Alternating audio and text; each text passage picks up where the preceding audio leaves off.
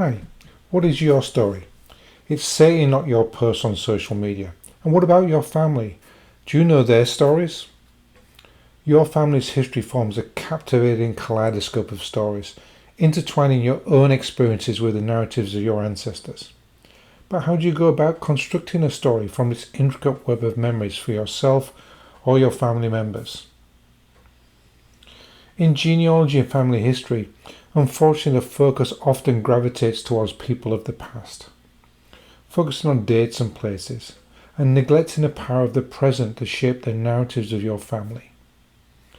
Traditional methods focus just on timelines and events. And it's a fact that after only 2 generations, people's stories can slip into obscurity, leaving behind nothing but documents and dates. The richness of your story, the laughter, the tears and the triumphs can fade away, same as the ones for your family members. In this video, I'll share a straightforward method for framing not just your story but the narratives of the most significant people in your life, so that they form the foundation of your own family history. In subsequent videos, I'll explore the best way to document these stories, but for now, think of the things that compose yours and your family's unique narratives. So when you talk to your relatives about your family history, you can have a framework to work from. I've formed this into 6 chapters and 6 questions in each chapter, but of course you can adapt this to your own circumstances. Here are the chapters that will form the basis of your story, not in any particular order here. Chapter 1, Things. Chapter 2, Places. Chapter 3, Memories. Chapter 4, Activities. Chapter 5, People. And finally, a chapter about lifestyle. These chapters will provide a basis on which you can base your narrative. Now let's look at each of the 6 questions for each chapter. In the chapter Things, where we started photographs. Today we have thousands of photographs. Our previous generations were not so lucky. So search out some key photographs, no more than 25 say, that best illustrate the story. Receipts. Often overlooked, these pieces of paper hold significant memories. I have a receipt for my mum and dad's wedding. I've also kept a receipt for mine. Something that many people don't think of are school reports. These are a window into your past, regardless of your grades. They remind us of our learning journey and the places we took that from.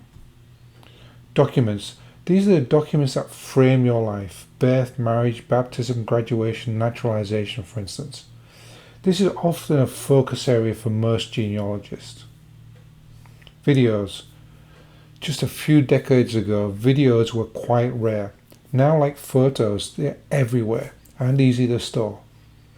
Select some meaningful ones to attach to your story. Media. Family books, Bibles, artwork and artifacts contain tales that span generations. And don't forget that school art that was hung on your fridge. Chapter Places. Schools. Which schools did you attend? And what were your favourite subjects? Where did you live? Your homes. Some people live in the same house all their lives and some people move all the time. Some people live close to their relatives and some people don't. It's a very important part of anyone's story. Vacations and travel. What places have you been? What experiences did they bring? And your work. Including any military service, this is your professional journey. The places you invested time and passion. What the learning built you up for. Clubs and organisations. These are very important for the background. These places where you connected, contributed and found fellowship. And finally, in this chapter, your spiritual area. If you attended church, which churches did you attend and what congregations were you part of? Now let's get the chapter on memories. What were the childhood ambitions? Favourite toys as a child? We can always ask people what their earliest recollections are and what were the most important parts of their life. And as we're talking to people, we should ask them what the biggest changes that they've seen in their life. And the final question I always ask is, what would people be surprised to learn about you? That's often a big part of the story. Now let's move to activities. Sports. Physical endeavours that revealed a competitive or team spirit if people did that.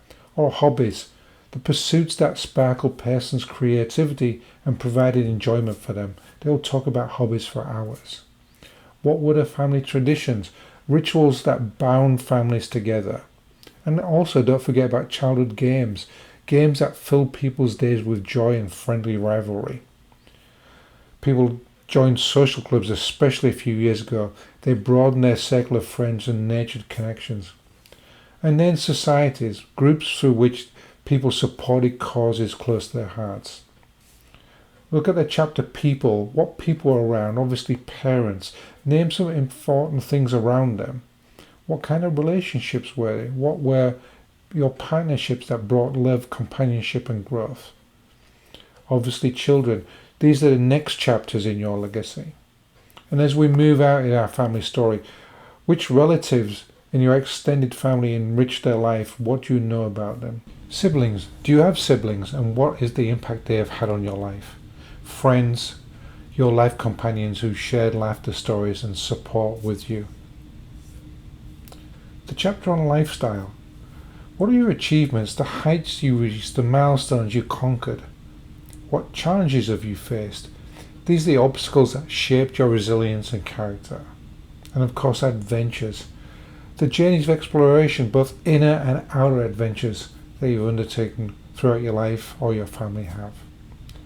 What kind of beliefs do you have, your values and philosophies that guide people's choices? And then there's the environment, the context and history, the cultural and historical backdrop that have influenced the story. Then finally, influences.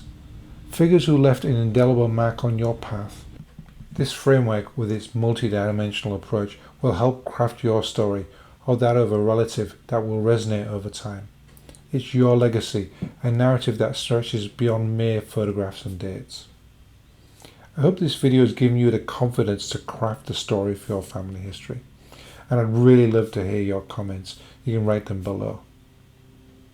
And if you found this video helpful and it's given you some ideas on how to craft your story that fits into your family history as part of your genealogy journey, please like and share this video. And obviously please subscribe to my channel. And I hope you all have a great day and look out for my next video.